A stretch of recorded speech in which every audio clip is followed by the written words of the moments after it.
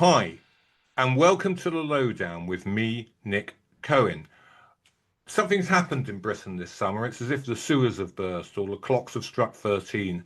Something profound and quite ugly is happening to our society. On the right, we've had a jailbird, an extreme right winger, and Muslim hater, Tommy Robinson, have the biggest far right march in London. I was going to say since Oswald Mosley in the 1930s. I think it's ever. Into it is beamed Elon Musk, the world's richest man. It's like some plot out of Brecht or Agitplot. The billionaire class egg on the far right, and the billionaire class, in the case of Musk, actually said, "You must take up arms. You must resort to violence. Violence is coming."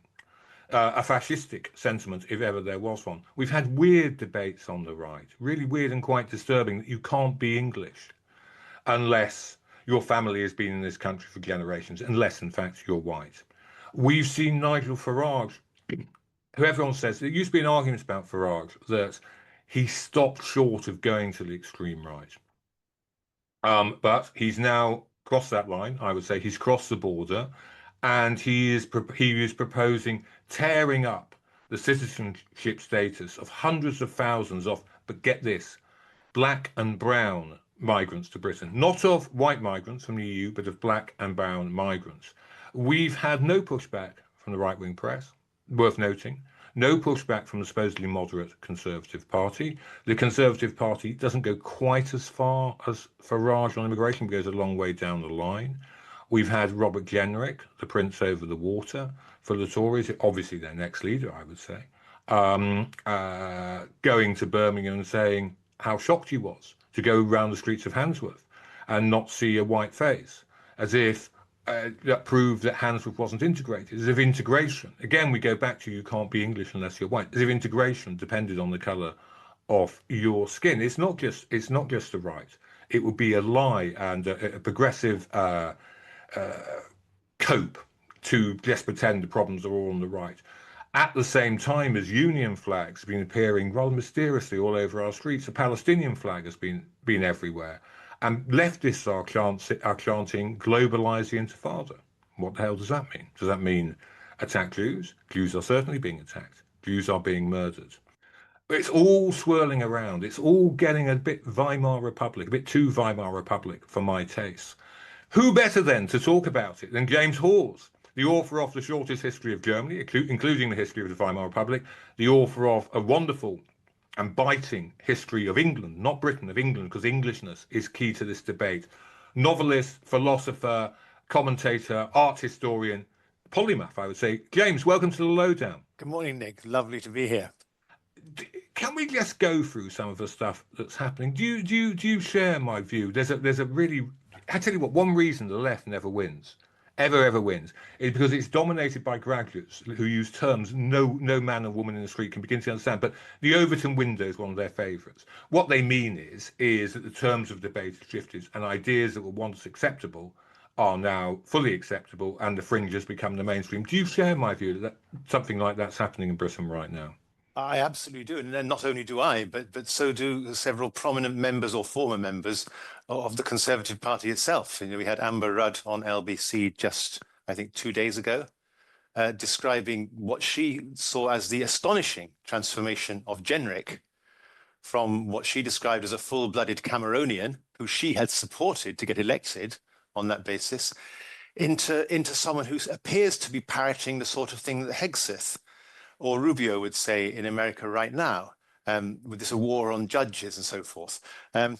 We've had, I think anyone who's perhaps under 60 will be amazed to hear this, but for people of our generation, Nick, as you will no doubt recall, Michael Heseltine was probably only third in the pantheon of Tory demons to us, behind Thatcher and herself and Tebbit. In the Michael 1980s, absolutely, in the early 80s, late 70s, early 80s. He was the tub-thumping darling of the Tory party conference, you know, disparaging the Labour Party, the crippled Labour Party going left, left, left, to loud cheers, all that sort of thing. He himself, having for several years described the Conservative Party as described Farage's party as an English nationalist party, and his own party in such terms, openly said it's moving towards fascism. It's quite extraordinary. So something is happening. What I would say is that we are merely seeing the revelation of the Conservative Party of what it in fact always has been, which is a completely ruthless machine. I don't mean ruthlessly efficient in the terms of the Blair and Mandelson's early New Labour. I mean ruthless in terms of being prepared to push things right to the brink of civil war, literally, to gain power, and it always has been. We should not fall into the trap of thinking there's anything new and therefore unlikely about a kind of Jenrickian total union with reform, frankly. Yeah, let's go through. Before we hit that, let's go through the steps that show this is not. We're not being hyperbolic. We're not being fanciful or left is in the grip of paranoia. If we are in the grip of paranoia, we have every right to be paranoid. I think this is going to be the point of this podcast. Let's go through some of those examples of conservative people. You always used to say about Britain is the right in Britain are not blood and soil nationalists. By which they mean blood and soil nationalists. Essentially, that's German fascism. That you can't be British or unless you were born here, unless your family was born here, unless somehow you've drunk Britishness from the water from your mother's milk. That was what those horrible Continentals who all went along with Hitler and Mussolini and Franco fought. We are different. We are better. We believe in integration. We believe as long as you sign up to British values, you're welcome here. Your children will be as British as our children. All be fine. That does seem to be under some threat now. It is, and I think what's happened is quite fascinating here. Is that what is essentially to use a technical term again, an ethno-nationalist appeal, this idea that there is something in you inherently that makes you English or not. Your birthright, your DNA, whatever you want to call it, has replaced something in the Tory party. It's not new, because what they always lived off in the past, in their heyday of the late 19th century and the early 20th century, was sectarianism, literal sectarianism. We underestimate the extent to which the traditional Tory party, until the mid-20s, was absolutely anti-Catholic sectarianism, in the way which Rangers supporters might be today. They've replaced that with something else, which is a new definition. In the past, say in the 19th century, the Tories literally said you cannot be a proper English person unless you're a Protestant. Yeah. I mean, now they're saying you can't do it unless you have the proper blood. So they've replaced their kind of blood and soil thing, has replaced their traditional sectarianism. Well, okay, people might think you're going a bit far, given that Kemi Badenoch is quite clearly not white. But I've noticed, and perhaps I'm not being, again, I don't think I'm being paranoid. When Jedrick starts saying there's no white faces in Handsworth, there are actually, but leaving that aside, that seems to me to be saying to conservative audiences, conservative donors, local worthies, he's whining and dining in Birmingham. Look, I'm white. I can appeal to white voters. Our current hopeless leader, she's a black Nigerian. No, absolutely. I mean, that's clearly a power play. Absolutely, they're there. The Conservative Party, like all big parties, has various people within it. I mean, Heseltine is still a member, I think, for God's sake. All honour to him. But clearly, what's going on is that the Badenoch will be seen, I think, in the future as the kind of last gasp of David Cameron's conscious and literally his own words appeal to detoxify the Conservatives' own party. She'll be seen as the last heir of that, I think, the last gasp of it. This discussion of Englishness as well, which I find deeply sinister. All of a sudden, from nowhere, there's a crackpot academic called I say crackpot. I shouldn't actually. Let's just be honest. Very successful academic called Matthew Goodwin, who has built a huge following by just pushing and pushing and pushing the envelope on race. And he starts saying this. Some guy who runs a podcast called Trigonometry, a very right-wing podcast, again very successful. Let's not fall into the normal trap of just deriding and then you make people seem like mad fringe figures. Mad fringe figures always seem funny until the moment they take power, and they're not anymore, or their ideas take power. And they are really emphasizing, to be English, you had to have your family in this country for generations after generations. I couldn't be English on that. Half the England football team couldn't be English. Lenny Henry, Ian Wright, anyone you name, anyone who's black Asian, Jewish, Irish. You can't be background, can't be English anymore. And you think, where the hell has this come from? Absolutely. Well, as I say, I think it's the replacement for a different populist appeal, which they've always made. And I'd like at this point, if I may, to Yeah. quote, so to give listeners a guess. See if people can guess who described the Tory party in these terms.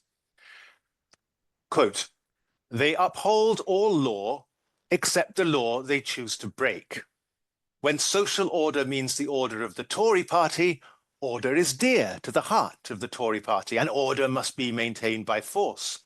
But if it should happen that the Constitution or the law or the maintenance of order stand in the path of some Tory project, then they vie with the wildest anarchists in the language which they use against the Constitution, against the law, and against all order. Now, I'd love your listeners to think for a moment to think who that could possibly have been. It sounds like a great left-wing orator denouncing the Tories, Michael Foot maybe, or Clement Attlee, or Nye Bevan, or Tony Benn. Absolutely, these people. Law and order is for the little people. When it suits our interest, when it suits the interests of the ruling class, we will break every law that's going. So tell me, is it Nye Bevan or Michael Foot? It is, in fact, Winston Churchill speaking to constituents, to an audience in Bradford on the 14th of March, 1914. And he is responding to this extraordinary burst of incitation to law breaking, Yes, incitation to civil war that was going on from the Conservatives, his future party at that time. This is Winston Churchill denouncing the Tory party as instigators of civil war, essentially, worse than the wildest anarchists. Yeah, I think, James, we need to stop here and just explain. I'll just paint the background, and then you can come in. In the period before the First World War has strange and alarming echoes with our own time. You had a Tory government that just collapses in 1905. It sort of gives up on governing, just like Rishi Sunak gave up in the summer of 2024. The Liberals, who were then the main party of opposition, win by an absolutely massive landslide, just like Keir Starmer. But then as the run-up to the First World War builds, right-wing England goes absolutely insane. There is no, and in a way, I think the way it's going insane now. The Liberals want to give home rule to Ireland. The Tories and the right say this is dissolving the empire. This is a Catholic plot. Catholic again, anti-Catholicism, hugely important. They want to redistribute some wealth. They go berserk, and they don't just oppose this in Parliament. That's the key point, Jim, isn't it? Absolutely. I mean, one of my and your listeners again can look at this up for themselves quite easily with the miracles of modern image searching. If you simply search for, ask Google to find you a picture of Andrew Bonar Law, then the leader of the Conservative Party, on the steps of Blenheim Palace on July the 26th, 1912. And you will see there in lovely sepia from the Parliamentary Archives, here is people in top hats and parasols with polished spats and so forth. It's all the Edwardian summer we all know and love, this idyllic, last days of empire business. And here is Andrew Bonar Law appearing to be gently orating to this assembled mass. What he's actually saying is, and I'm quoting, that the elected government of the UK is a revolutionary committee which has seized despotic power by fraud. He's talking exactly like Trump before the 2024 election. He is saying that the democratically elected example of the UK should be illegal and should be opposed. And speaking of the Ulster Unionists, who at this stage are already arming up, he says, and I quote, "There is no length of resistance which they will go to, which I would not support." It's like Trump talking to the Virginia militia or something. So underneath this facade of respectability, as Churchill said, this is a party which has repeatedly, throughout history, been absolutely prepared to push things right to the limit of literal civil war, if necessary, to win an election. You are listening to The Lowdown with me, Nick Cohen. Our guest is historian James Hawes, and we're talking about the madness and extremism, not of Nigel Farage, not of the BNP, not of Tommy Robinson, but of the Conservative Party and its deep, deep roots in radical right history. James, can we just update then the period of Bonar Law to now? Because I don't know about you, I have been really struck by the lack of pushback uh, to this descent into extremism on the right. When it happens on the left, when Corbyn takes over Labour, Labour MPs stand up and fight. Journalists like me, centre-left journalists, stand up and fight. There is a real argument. There is no argument on the right. You know, you can turn to the Daily Telegraph and you think, Daily Telegraph, oh my God, such a respectable newspaper. And you pick it up and you think, surely the sight of Tommy Robinson in the centre of London and Elon Musk calling for violence, surely the Telegraph will join the line now. They're nothing.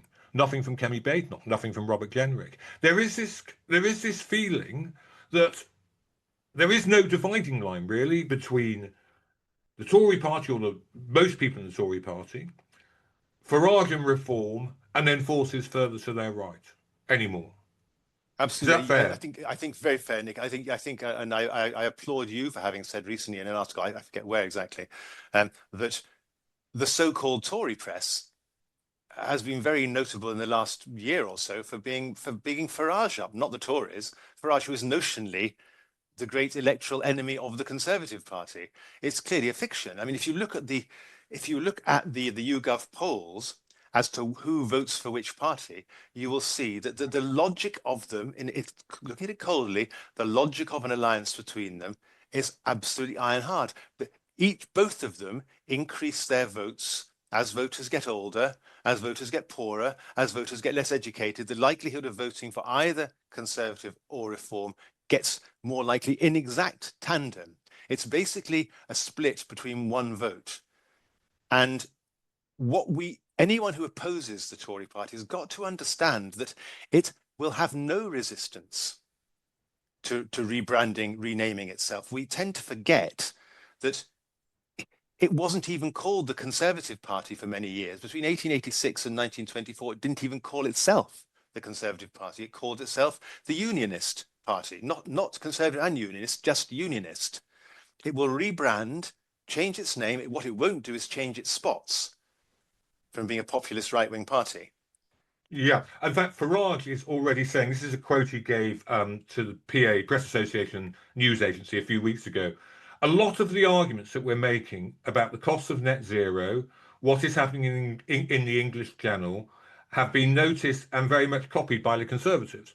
And you are hard pressed now. I mentioned this horrible thing on indefinite leave to remain. Again, the jargon might clog up the minds of some listeners. These are people who've been in this country for decades in some cases. They have every legal right to be in this country. They never thought that right could be endangered. This is the worst type of law. It's retrospective law. It's something all principles of good legal practice go against. You know, people are entitled to expect the law as it's at the time when they commit a crime or don't commit a crime or apply for residence, whatever they do, to apply and always apply. You can't change it retrospectively, and that's what Farage is trying to do. The Tories are sort of going along with that, you know. And then the conspiracy theories on the right, which I need to write a big piece about actually. Yeah, the idea that the whole of society is controlled by this woke elite.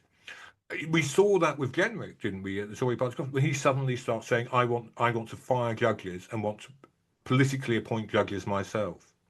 Again, echoing exactly what Churchill said in 1914, this is a party which will ride roughshod over everything they claim to hold sacred if it stands in the way, quote Churchill, of a Tory project. Well, and yes, indeed. And the point is, older listeners will remember, and viewers, because we're on YouTube now, will remember that Conservatives always used to defend the judiciary. We are the party of the rule of law. I remember when Tory cabinet ministers would appear on any questions and say it's wrong to even criticise judges. Yeah. Because they can't answer back. I was talking to a very senior judge last night, and he was saying, you know what, we're getting threats now because of all of this. We're getting people following judges home. We're getting social media abuse. It's getting, as I said, it's getting a little bit Weimar out there. We have to bless the fact that we have sane gun laws in this country, frankly, Nick. If that were not the case, the example of Joe Cox would now be multiplied already by several, I'm quite sure. I'm sure, yeah. As again, let's get away from blood and soil nationalism. There's nothing in the English water or the English mother's milk that stops us being violent. And that's why we're famously polite in our letters and things, because we know the moment we stop being polite, we start kicking shit out of each other. Yes. Yeah, right, right. So can we go on? Because you mentioned Michael Heseltine. That's very, very interesting that where he is now.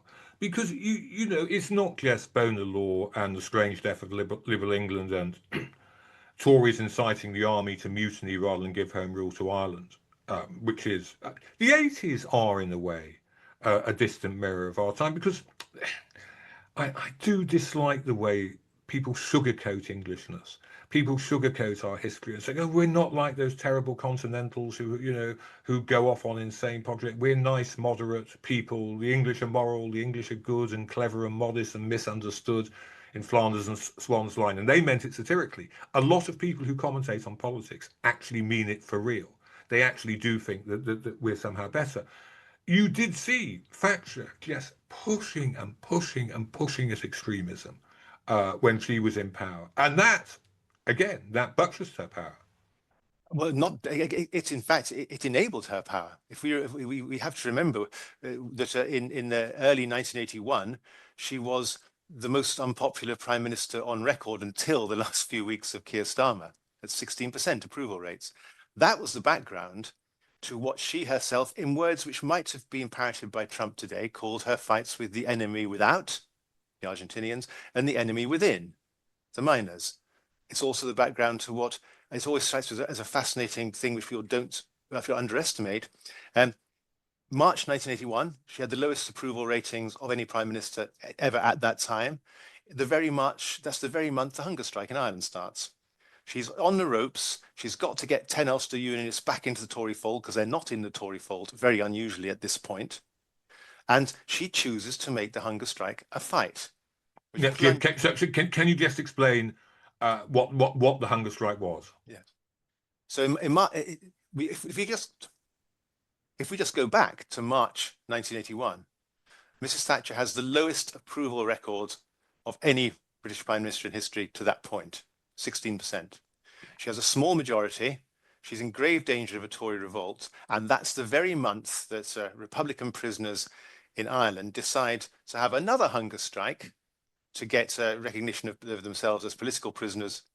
These are our IRA men. There's the troubles going on, which is our euphemism for a really nasty civil war in Ireland, and IRA fighters who have been arrested, put in prison, and they go on hunger strike because they want to be treated as political prisoners rather than common criminals. I think that's right in saying. That's right. And this isn't, in fact, a great issue of principle. That's the absurd thing about it. The previous Tory government under Heath had recognised this in 1972, in fact. And there had been a hunger strike in 1980 in October, which had fizzled out with no great media attention, whatever. Thatcher in March 1981, on the ropes in Britain, politically, danger with the lowest popular approval ratings ever, had party in danger of revolting against her, deliberately chooses to make this a fight, which deforms and dooms the six counties for the next decade. Yeah, she chooses to make a fight with the Argentinians, when most people, including the Americans, think it's absurd to have a war about it, to win the election. And it's that which created the myth of Margaret Thatcher and the Iron Lady. Yeah, let's just stick with Northern Ireland because it's such an important point. Partly because the madness of the Tory party runs through Ireland, Britain's first colony, I think it's fair to say, runs through Ireland. In Bonar Law, the revolt urging treason against the elected government. In language very similar to what you read now about Keir Starmer, he's got to go, there's going to be an election next year. No, there's not. And what happens when there isn't an election next year and Keir Starmer doesn't go? Where do they go after that? Again, that's all about home rule for Ireland. Thatcher with the hunger strikers, which is a very forgotten period in British history, not forgotten in Ireland, I assure you, is this. Because she decides I'm going to pose as the Iron Lady. I'm going to pose strong. I'm not going to give IRA men in H blocks political status. That and Bobby Sands dies, becomes a martyr, Catholic martyr in a Catholic movement.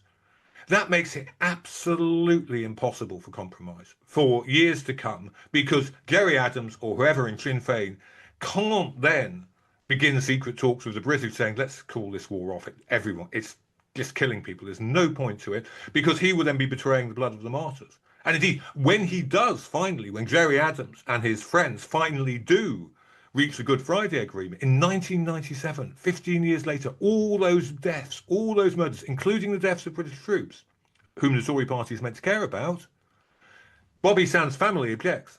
So it's a sign of just how powerful what Thatcher did to what she was prepared to throw away to, as you say, build her reputation as the Iron Lady. Absolutely, and the hundreds of British servicemen who died in the Falklands on an adventure, the sole purpose of which was to make sure that she got re-elected when she seemed to be absolutely heading for oblivion. Okay, I think you can do not as bad as Burn the Lawn, but Thatcher is you can do something with David Cameron and George Osborne with austerity. In that, yes, obviously the debts from the financial crisis had to be paid. Just as the debts from COVID have to be paid now. And, you know, the poor old Rachel Reeves, no one ever says that to her. But the way they do it is by cutting public services, not by raising taxes on their own people. And that's left all kinds of things that you fought. Again, don't think about the Tory party as anything other than the machine. You thought they cared about the police. You thought they cared about the criminal justice system. You thought they cared about the armed forces, for goodness sake. No, absolutely trashed. You know, the things they're meant to care about, just to keep tax cuts for the middle class and the wealthy. And to keep it all in a little clique of people. And I can't name names here at all, but I actually know somebody quite well who was inside number 10 in the early days of the PPE ordering business. The person concerned, they are a lifelong conservative, lifelong meaning from schoolboy days onwards. And they told me they were astonished at the level of pressure being put on people to give contracts to brand new companies introduced to the so-called VIP lane by conservative ministers and senior conservative bigwigs. They were astonished at it. And right. I remember them saying that to me at the time when that was going on. And in retrospect, it's been completely proved they were absolutely right. And the whole thing was probably the biggest scandal of the last decade in this country, which has not yet been addressed to anything like the extent it should have been. You know, Michelle Mone is only the tip of the iceberg. I'm sure, bloody sure. Right, so Jim, let's pull this together. You've got a right wing now under the pressure of defeat, massive defeat in 2024, under the pressure of mass immigration, which they themselves allowed. Remember, these are the people who sold Brexit as controlling our borders, and then it does nothing of the sort. Because here's another point, which while you and I, Jim, are getting lost of other grand numbers, the other point to remember about the Conservative Party is they're no bloody good at governing a country. I mean, and particularly the bunch of chancellors and liars who took us out of the European Union. The idea that Boris Johnson, you know, Michael Gove, Dominic Cummings can run a country, can actually control our borders. I mean, you know, what? It doesn't. It's not very flattering thing for the. You know, you're talking about Englishness and Britishness. Does the majority of our fellow citizens believe these people? You believe Nigel Farage? What the fuck is the matter with you? I'm afraid it's the problem of England, Nick, as you said. I mean, let's go to rewind just 1 second more. Remember that the equivalent of Boris Johnson in 1886 was Lord Randolph Churchill, the absolute darling of the Tory, a syphilitic maniac, the darling of the Tory press, the darling of every Tory party meeting, who was the first person, in fact, to initiate this notion that, to quote himself in Belfast, the example of America, i.e. the Civil War, will tell us how to deal with the threat of home rule. You know, it's the way in which a certain sort of buccaneering, apparently hail fellow good cheer, fag smoking, heavy drinking sort of upper class chap can swing members of the ordinary English to actually believe they give a flying about them is quite extraordinary. It can only be rooted in some deep, deep national defamation, I'm afraid. Yeah, Randolph Churchill. It wasn't. Yes, treated Winston Churchill terribly as well. Yes, and his wife and everything, and it was complete, the Boris Johnson of his age, Yeah. and absolutely believed. Yes, and well, let's hope one day we learn. Perhaps we never will. But let's bring it all together. You've got a Tory party that's quite happy not to call itself the Tory party anymore, if that's what it takes to win. Yeah. So if it wants to be reform, it can be. Yeah. It will move in with reform, or merge with reform, or do a pact with reform. Don't think for a moment there's anything there. Look at what I mean. I always say when I'm writing, when I'm doing journalism, it's not what happens you need to keep your eye on. You do, obviously, but you also need to look at what isn't happening. And there is no real fight back against Farage from the Conservative Party, from the supposedly conservative press, because they're preparing to merge. They're preparing to either do a formal merger with the Reform Party, or if Farage drops dead and his whole project unravels, to just become the Reform Party. That's fair, isn't it? Absolutely, and they, instead of interjecting to it, they will all push. The Mail, the Express, all are pushing this notion that this is okay, this is justified, because they're facing this libtard woke conspiracy notion, which they've all imported straight from America, we think, but that's always been part of it. I could read you chapter and verse speeches by Tory ministers in 1835 talking, quote, the ultra-Whig radical conspiracy facing the empire. They're already talking in those terms. We think it's from America, and to some extent it is the style of it, appears to be, but actually it's in the DNA of the Unionist Party, the Tory Party, the Conservative Party, or perhaps Reform, call it what you will. You are listening to The Lowdown with me, Nick Cohen. Our guest is James Hawes, historian, novelist, art commentator, and for our purposes, commentator on the history of England, the history of Britain, and the strange mutating history of the Tory party. A Tory party mutates like a virus, I feel like saying after listening to you for the past 40 minutes, Jim. It will adapt to whatever conditions it says. And again, as Churchill in the speech I quoted earlier, he says, if it suits it to be constitutional, it will be constitutional, said he to the electors of Bradford in 1914. If it does not choose to be constitutional, if that doesn't suit it, it will oppose it, quote again Churchill, by violence. And that's what it is. We should never. I think we're often snowblind a little bit by this notion of the decent Tories, sort of between Baldwin and Alec Douglas Hume. And the only reason that the Tory party of that era was not either sectarian or ethno-nationalist and seemed moderate was because it didn't have to be.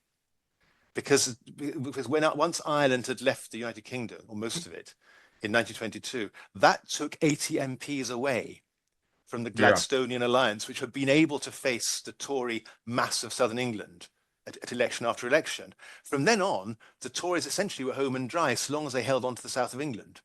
And they could only be challenged by people like Attlee or Blair or Starmer, who could actually just nibble away a bit at that kind of Tory fortress of the south. So when they didn't have to be blood and thunder, they could sit back and be pipe smoking Stanley Baldwin or nice old Alec Douglas Hume. That was fine for a bit because they were going to win. But as soon as they're challenged, as soon as it looks as though they lose their right to govern in office or not, as Churchill put it again in 1914, then there will be no limit to what they will do in order to preserve what they see as their natural right to rule. Well, Jim, a feature of these Lowdown podcasts has been journalists, academics, all waving their arms about and shouting about how awful the BBC is, how it doesn't even get what's happening in its own country. Why isn't it talking about all the time about how the Tories have lost the soft South? How Liberal Democrats, you live in Bath, don't you? And I actually saw you last year in Bath. And I went for a drink with Geoffrey Wheatcroft, who wrote the wonderful book, The Strange Death of Tory England in the Blair years. And Geoffrey said, it's like being back in Whig England. It's like the Whigs are back. The Tories barely hold a seat in Somerset. They don't hold a seat in Oxfordshire. They've lost Henley-on-Thames. They've lost Tunbridge Wells. Why isn't that worrying them more? I really don't know. It's one of those things where you actually look at the politicians on both sides today and ask, do they not see what's really going on? Are the Conservatives incapable of seeing that their own heartland is deserting them? Because they're trying some cack-handed plea to get the industrial workers of the North on side, or whatever it is they think they're doing with reform. At the same time, one asks oneself, by what logic can no Labour spin doctor or advisor to Keir Starmer see that if you are a party on about 20% or less approval, there is an issue supported by about 56% of the people, i.e. reconsider actively our relationship with Europe, and you won't embrace it. It's sometimes extraordinary to try to work out why these people cannot see the writing on the wall from both sides. I was talking to Liz Jugg last night about Max Weber's essay, "Politics is a Vocation." Politics is a vocation. Great essay written in terrible circumstances. The end of the First World War, the Weimar Republic is just being established. There are Bolshevik revolutions in Munich, proto-Nazis on the streets, and he says politics is a profession. Don't ever fool yourself. It's a profession. You have to be good at it. Otherwise, it's a disaster. I don't think Keir Starmer is, to be honest.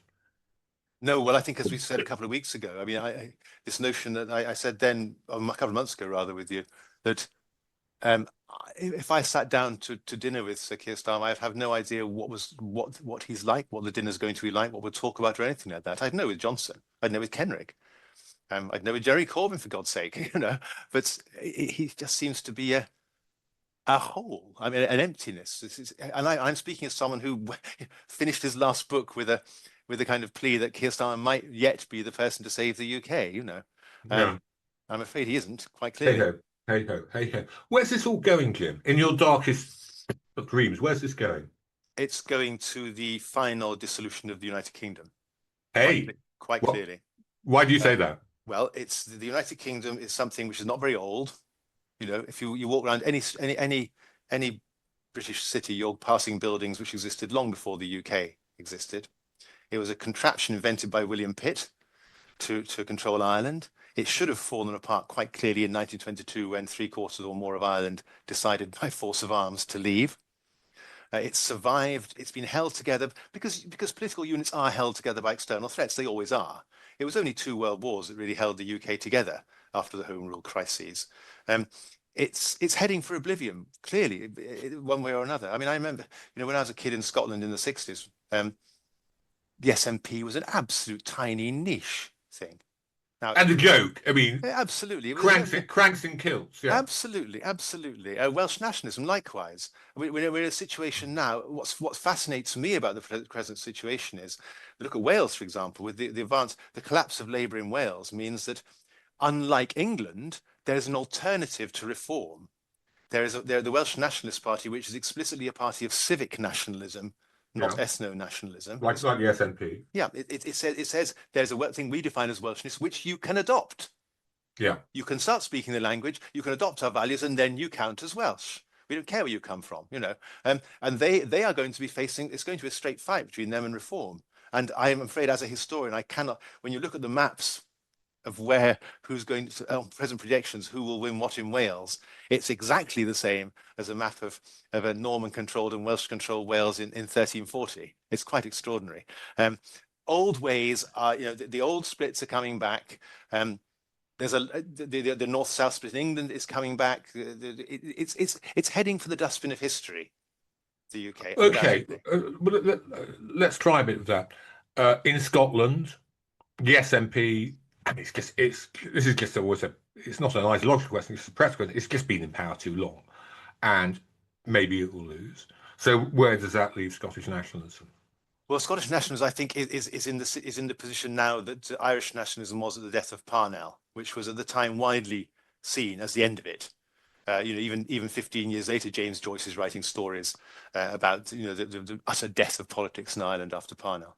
Right.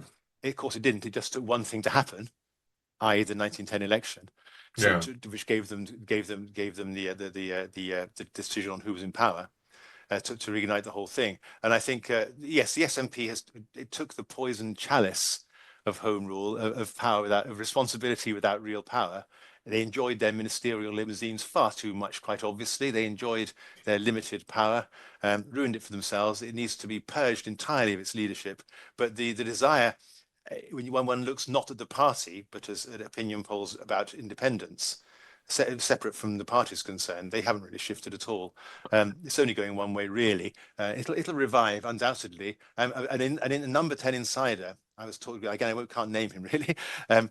I was talking to in a couple of years ago, and he said, "No, Jim, you're wrong. The UK won't collapse in 2025. It'll be 2029." Because what will happen then is that Labour, he said, and fair play to him, he said 3 years ago, Labour will win in 2024. He meant, but they will be incapable of solving the problems of this country because they are beyond solution. And in 1929, you will have a revived right-wing Conservative government. He didn't predict reform at that time, but he's right, essentially, will win. And that will mean that the notion that Labour can somehow, within the Union, protect Scotland against the excesses of English conservatism will be finally blown out of the water. And that will revive the SNP to the destruction of the UK. But the point, you said your Downing Street insider didn't predict the rise of reform, but in some senses, the rise of reform doesn't matter because the Conservatives are becoming reform anyway. Yeah. And it's quite clear that Jenrick, if he is the next leader, will outflank Farage on the right. And in fact, Farage predicts this. Farage says this man will. This is what he'll do. And it's no good, I don't think, journalists like me saying this man is such an obvious phony, and which he is. I mean, he was as you said, as Amber Rudd said, he was a Cameroonian conservative. Now he's a political entrepreneur. As Bob Dylan says, you don't need a weatherman to know which way the wind blows. Guess what, Robert Jenrick? Or what Zach Polanski. We're full of these characters who you look at and you think, do you actually believe a word of what they're bloody saying? You look at their history, 3 years ago, a few years ago, Polanski was a Lib Dem. Now he's, off on the far left. 5-10 years ago, Jenrick was a Cameroonian. Now he's outflanking Farage on the right. Whether they mean it or not doesn't matter. It doesn't matter. It's deeds, not motives, that matter. And when a person like Jenrick, or for that matter, Truss, for example, who changed from a literal Lib Dem into a Trump shill, when you've gone that far, there's no limit to how far you will go. If you've already, like Jenrick, transformed from the Jenrick Amber Rudd said she knew 10 years ago into the Jenrick of today, trying to sound like Pete Hegseth, there is no limit to how far he'll go. Absolutely, he will outflank Farage on the right if necessary. Yeah, that's what's so worrying. That is what is so worrying because, and you mentioned Pete Hegseth, they have the example of Truss. I mean, do you think that drives them on? Because we interviewed Charlie Sykes, who's a great American journalist and broadcaster, and Charlie was a never Trump Republican. Otherwise, he was a very conservative figure. We had him on last week, Charlie.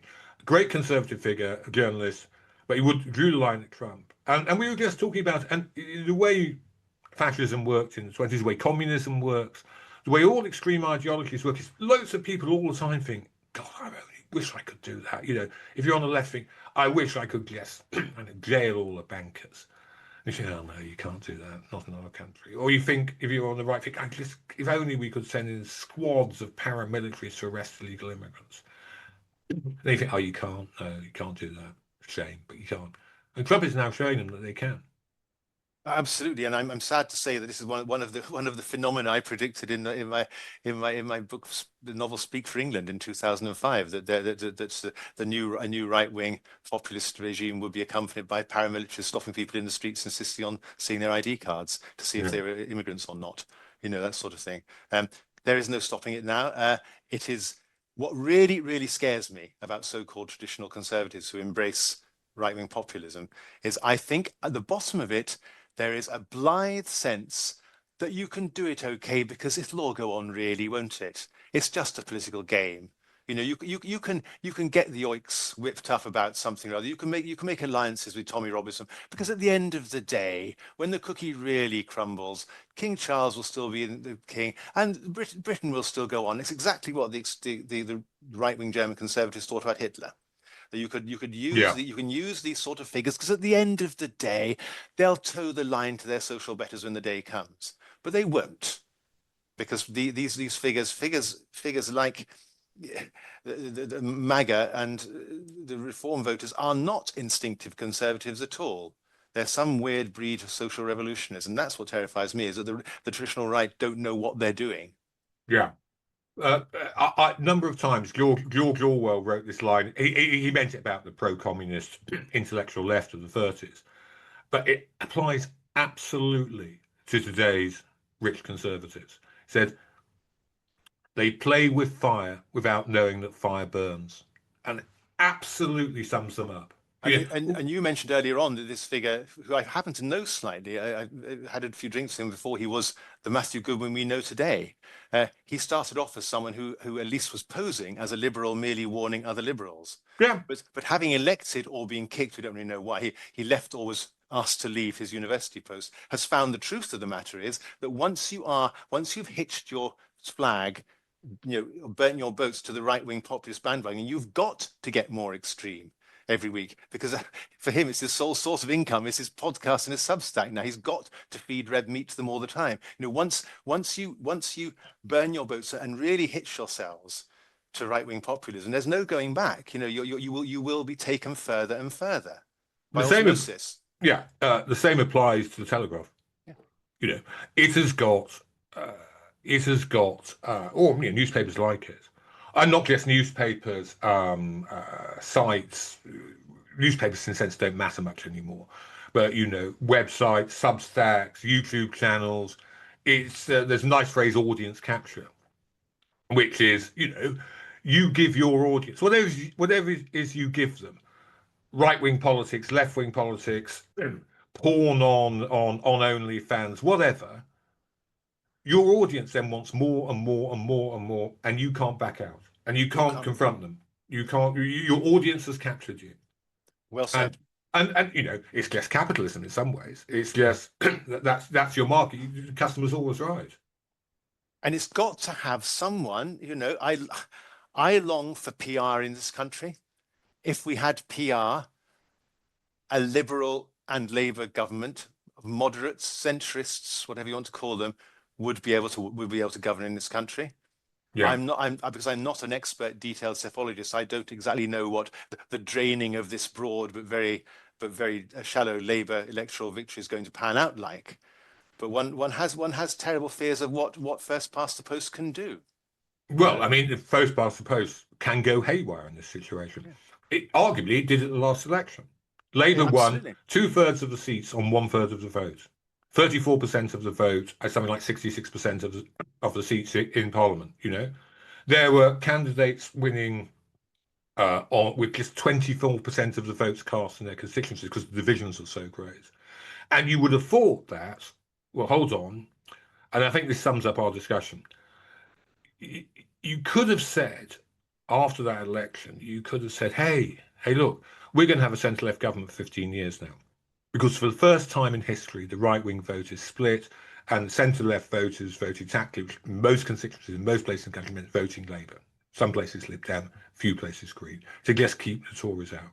But what's happened is the centre-left vote is splitting every which way, to the Greens, to Corbyn's new party, if it ever comes, to nationalists in Scotland and Wales, as you said, to Lib Dems in some places. There are people I know who discussed it with Starmer, who say he's not left-wing enough, I'm going to vote Lib Dem. And you think, Lib Dem's on that left-wing, but never mind, that's what they think. Doesn't really matter whether they're right or not.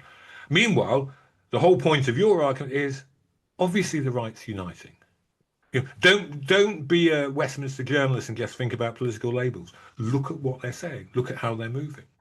Absolutely. Look at the way in which Daniel Hannan, before he became a Lord, systematically planned the infiltration of conservative associations by extra conservative forces, by the Brexiteers. How do you mean? Well, they identify correctly the fact that conservative associations are largely the membership is very small and very old and very right wing, and they essentially converted them all to Brexit to be barragists. Which is why David Cameron said, "quote They are all swivel-eyed loons." Yeah. And so this is exactly the problem. Whatever you may call them conservative associations, they've been functionally Farage conservative associations for the last 10, 15 years. Yeah, I think I'm going to end on this. The exact quote, I'm going from memory, so people have to forgive me, it's not wholly exact, is Cameron turned on Farage and UKIP as it was in the day. Again, we're in this world of shape-shifting on the right. Names always change. Don't get too bogged down on names. Names, names are just labels. And I think it was about 2007. Cameron said, well, you've got to ignore Farage and his followers. They're just fruitcakes, loons, and fruitcakes, forgive me, swivel-eyed loons, and closet racists. That was the last time a Conservative leader mounted a serious polemical attack on Farage and the party to his right. Since then, there's not been one. There were a few grumblings about Ukraine, about Farage's closest to Putin, that there's not been a full scale. These people are loony. These people are racist or half racist. We're the Conservative Party. Don't vote for them, vote for us. It has never happened since because they're becoming them. Yeah. One thing I would like listeners to hold on to some hope here. We are still 3 years from a general election. If a week's a long time in politics, 3 years is a very, very long time indeed. It is still possible, it's still possible that the Tories will lose more to the Lib Dems in the South, or Tory stroke reform, as we're talking, will lose more to the Lib Dems in the former Tory heartlands in the South than they will gain from Labour in the North. It could still be well, but it's going to need Starmer and co to do some serious resetting. Yeah. On that note, probably the most guarded note of optimism ever in the entire history of the Lowdown, we have to leave it. I need to say, first of all, thank you to Andy Hoskin, our producer. Thanks to James Hawes. Jim, you have got a book on Irish history coming out, have you not? The shortest history of Ireland, the third in the series, from me at any rate, is just about. It's just out there gaining encomia, gaining quotations and support for the proof edition to come out any minute now, and it'll be on the bookshelves early next year. If you like my stuff, you can read Nick Cohen Substack, me on Substack. Just Google Nick Cohen, writing from London, Substack. You'll find it. Just Google Nick Cohen. You'll find it. You sign up and you get emails and deals and all kinds of special offers, far too numerous to mention. If you like this podcast, could you give us a nice review, please? 5-star rating, say something nice about us. That pushes us up the charts on Apple and Spotify and all the rest of them, and spreads the word. All it remains for me to do now is to thank you so much for listening, and until next time, goodbye.